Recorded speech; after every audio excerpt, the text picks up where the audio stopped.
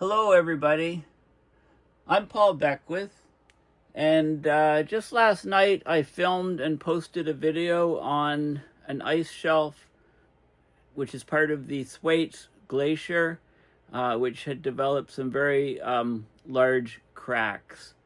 And people were commenting on this video and saying, well, look at it today.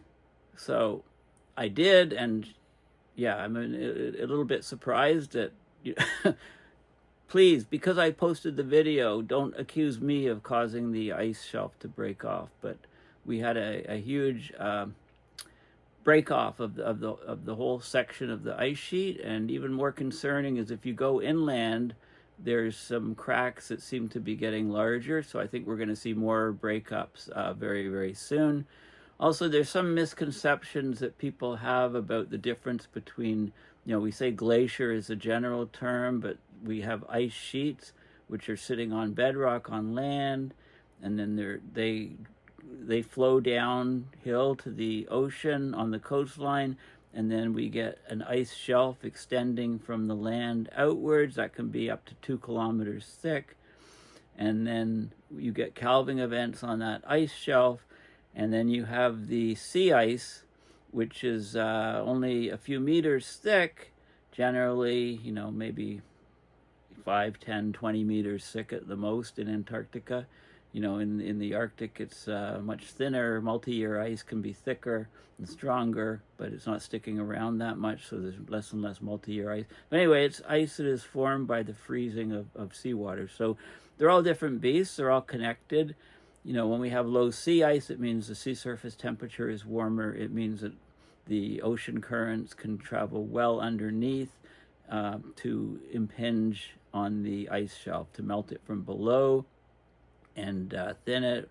Tidal action, wave action, all those things come into play. And the overall warming, of course, means that the trend is greatly for more and more collapse of these ice shelves around Antarctica, also around Greenland. So I want to clarify that with a couple articles that with excellent diagrams, just so people are sure about what is going on. Because what at what part is causing sea level rise, right? Because if you have floating ice in your glass, the glass doesn't overflow when the ice melts. Well, that is floating free, right? So let me explain what's going on here. This is the image, which I'll get back to in a minute, which kind of just, look at this, and we'll compare it to what happened. There's also cracks here. This whole thing seems a bit loose, but this crack here is the next thing that, maybe that'll go in a few days. I don't know. Anyway, so this was my video here, just posted at 10:02 p.m. last night. Okay, so this is what the ice shelf looked like yesterday, and this is what it looks like today. Okay, that crack is just opened up, and we've got this whole section moving away.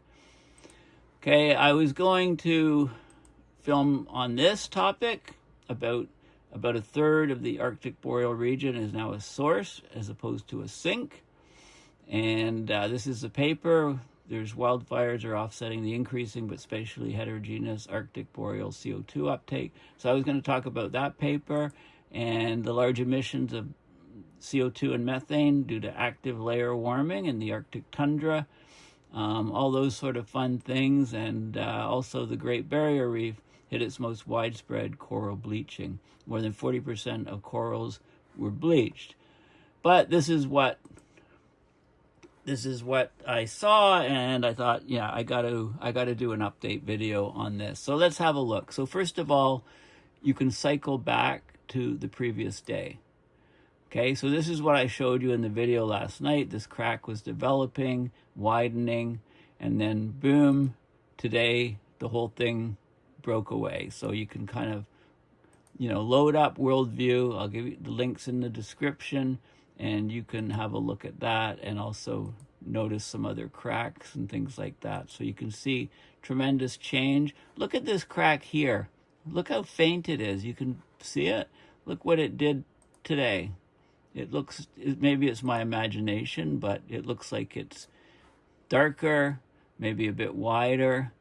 You know, I think this whole sheet here could be the next thing to go.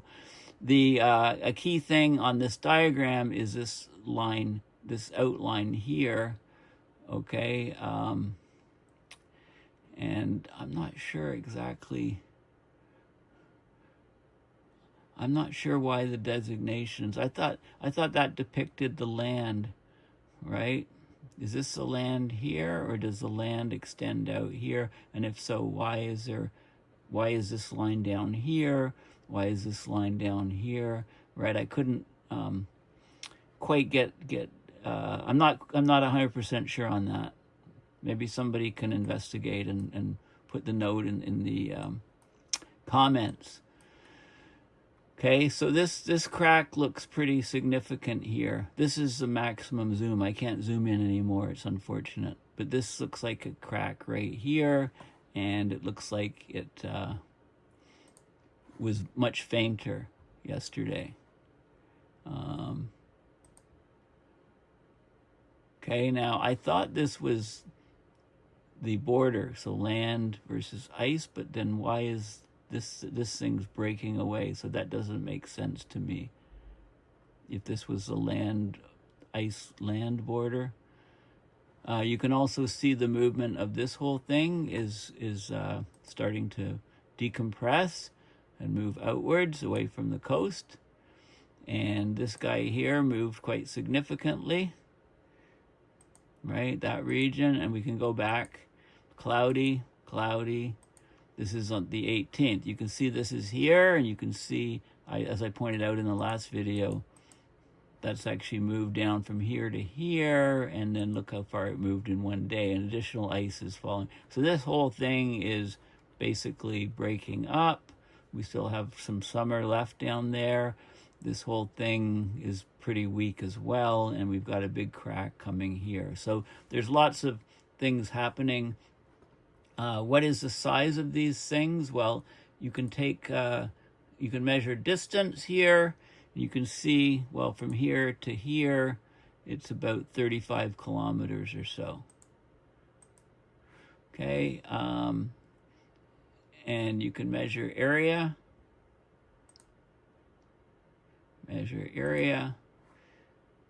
So let's start here and come up to here. Come up to here, just the ballpark area, just this solid chunk here.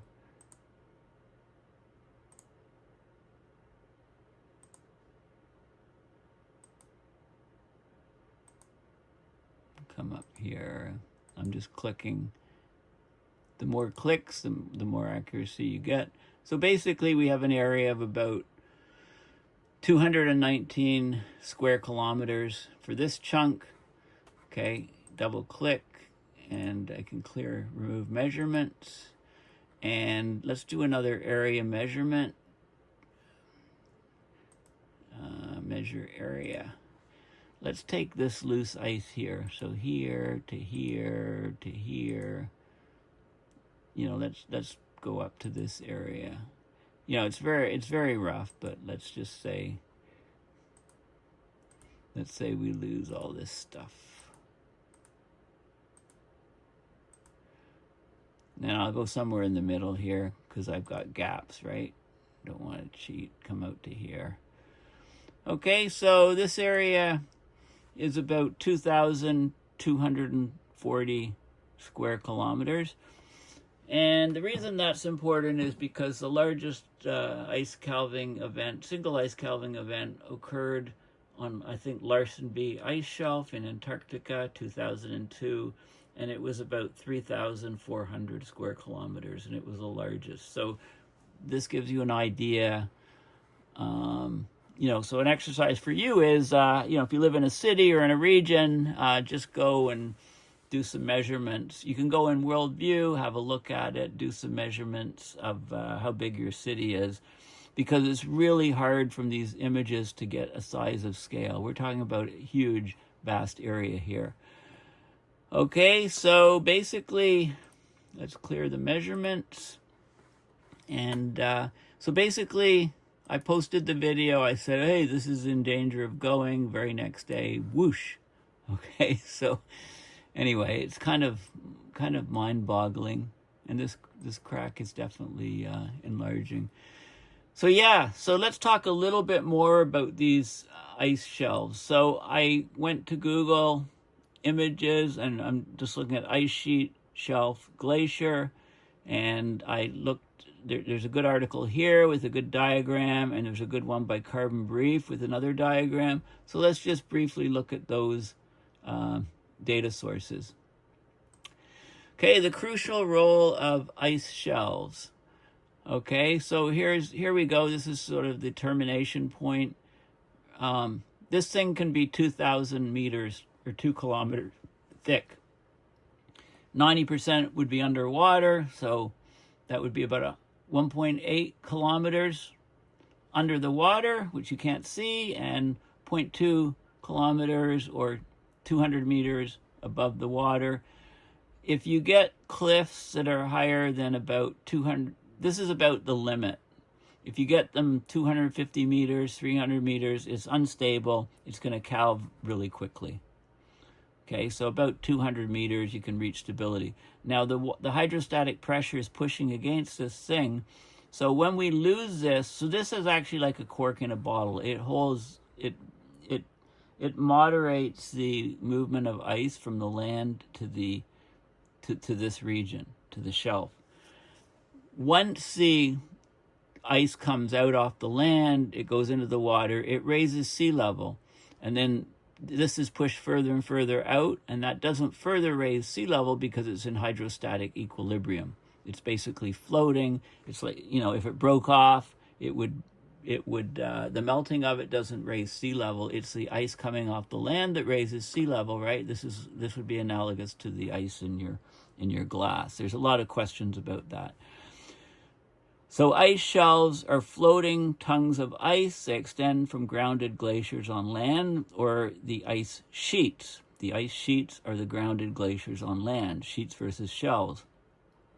The place where the ice sheets touch the ocean floor is called the grounding line. The grounding line is the border between the floating ice shelf and the land-based ice sheet. The ice shelves surround 3/4 of Antarctic coastline. They can be up to 2 kilometers, 2,000 meters thick. The Ross ice shelf is the largest one. It's a floating piece of ice that's the size of France. The ice shelves gain mass from ice flowing into them from glaciers on land, from snow accumulation at their surface, and from the freezing of marine ice or seawater to the underside, and this would be in the southern hemisphere winter. Ice shelves lose ice by intermittent calving or breaking off of large icebergs, by melting from below from relatively warm ocean currents, and also from above from warm air temperatures. But mostly it's the first two things, because if it's well below zero, the air temperature, we're not going to have ice melt at the surface.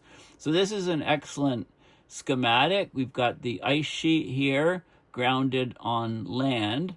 Here we have this is a grounding line, and we've got boulders and stuff churned up as this whole thing. This is the ice flow movement towards the ocean. It's downhill. Normally it's from higher elevation inland. Okay, then we have, this is sea level, and we have the ice sheet. Now this is not to scale. Like I said, only 10% would be of this thickness here. Only it's drawn very poorly, this, and this. Only 10% would be above sea level, and the rest would be below because it's floating. These are calved icebergs. You get sea ice formation from freezing water, and this is only a few meters thick generally.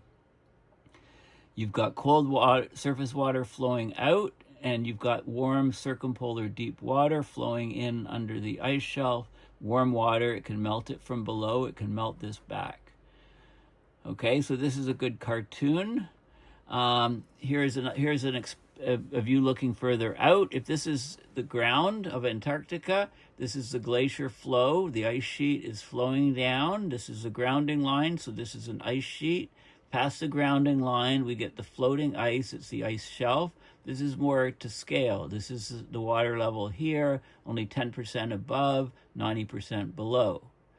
and there's hydrostatic pressure from the water. It's a buoyant hydrostatic force at the ice shelf front. It partially supports the ice shelf mass. It provides resistance to this thing just flowing out. But then when you get this calving and all you're left is with this stub here, then the formation will happen quickly of a new ice shelf, and that's what raises sea level rise. This thing breaking off, it's already raised sea level rise. Now it's breaking off and just melts like an ice cube in your glass of water. Okay. Many ice shelves around Antarctic are thinning and shrinking. So they talk about during February 2002, 3,250 square kilometers of Larsen B ice shelf that was northwest of the Weddell Sea in West Antarctica was lost by calving icebergs. It was the largest collapse of an ice shelf ever observed. And you can see it here. So let's watch this video. This is an animation of the Larsen B ice shelf collapse. So let's go to the beginning here and let's have a quick look at this video. There's no sound. Okay, so here you can see the ice shelf, January 31st. It looks, parts are breaking off. This is all getting perforated and weakened like Swiss cheese. And look at this, boom. It's all breaking off and shattering. Okay, so quick video. Okay, so we can have another look at that and look at the dates.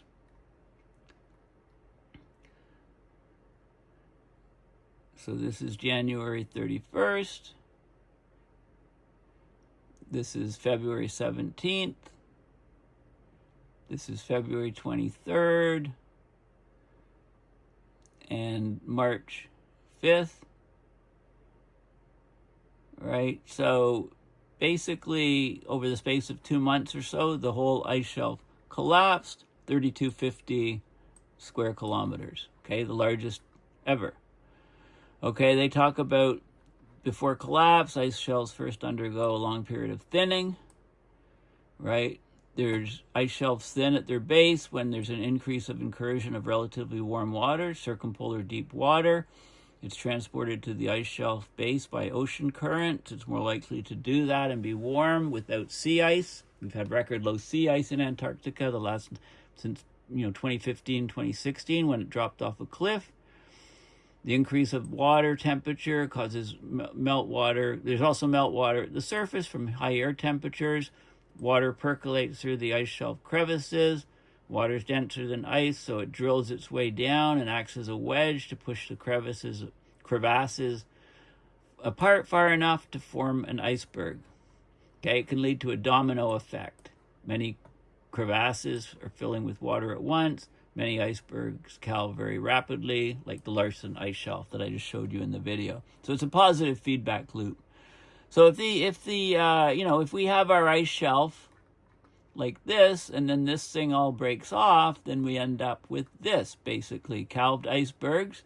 If this was the old surface, the original surface, right, extending out to the ice shelf, well, now the flow rate greatly accelerates, and we get a new surface that's lowered down as the movement of the glacier.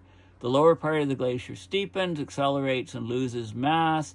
And so it quickly pours into the ocean, creating new ice shelves. And that's when the sea level rises, right? When the ice shelf breaks off, the sea level has already risen from that component. Okay, so this is I said this before, and I'm really reinforcing it because a lot of people are a bit confused about that. The Ross ice shelf already collapsed during the Pliocene 5 to 2.5 million years ago. CO2 levels were about current levels, 400 ppm. We're up to almost 430 now. Okay, so this is a very good article. Again, link will be in the description. And then I wanted to have another one. So Carbon Brief has another diagram to explain it slightly different way. Antarctic ice shelf thinning is accelerating. This is an article from almost 10 years ago now. And it's an excellent diagram showing how far the ice shelf can extend. And like I said, the height, if you're about 200 meters in the air, you'll be about 1.8 kilometers under the water. So about 2 kilometers. If you get much thicker than that, it's unstable and tends to calve off until more ice moves forward, and then you reach this sort of stability. So you can go all around Antarctica and around Greenland, and the height here, it looks, I mean, this is 200 meters, right? The diagram, says it all. I mean, it looks really high, but most of the ice is still under the water. Okay, so this explains, this shows changes in ice shelf thickness, the rate of thickness change, meters per decade, around all of the different regions of Antarctica. And you can see THW is Thwaites. It's not the largest. There's other ones that are largest. The Larsen, the one I showed you calving before, is on the Antarctic Peninsula. It extends furthest north, so it's the warmest. The warming on this peninsula is much higher than on the rest of Antarctica in general. So Larsen A, Larsen B, Larsen C, those collapses were up in this region. Okay, so this is a good diagram. In a previous video I talked about volcanoes underneath the ice. There are such volcanoes underneath the ice. If they erupt, they might erupt because of the release of pressure from the ice on top.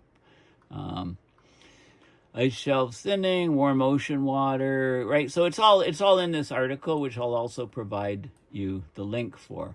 Okay, so anyway, yeah, thanks for listening. This is, it's quite amazing to see this. And I'd like to say I knew it was going to happen, but I didn't know today. I knew it was going to, happen fairly soon. I mean, look at the size of this crack, and you can go back, and maybe you can see a faint crack there, or maybe your eyes are playing games with you. Now, some people have also commented, well, I can go back to 2020 or 2017, and it looks similar. Well, yeah, I've explained that as this clears out, new ice comes and pattern is repeated. And the new ice is coming faster and faster because you're removing the cork from the bottom, and that causes sea level rise when the ice from the land goes on to and creates the ice shelf. So I hope I've cleared up some misconceptions on what is happening. It is really explained well in this particular image and in the other images that I've just shown you. So thanks for listening. Please consider going to my website, paulbeckwith.net, and donating to PayPal to support my research and videos. And yeah, so thanks again, and bye for now.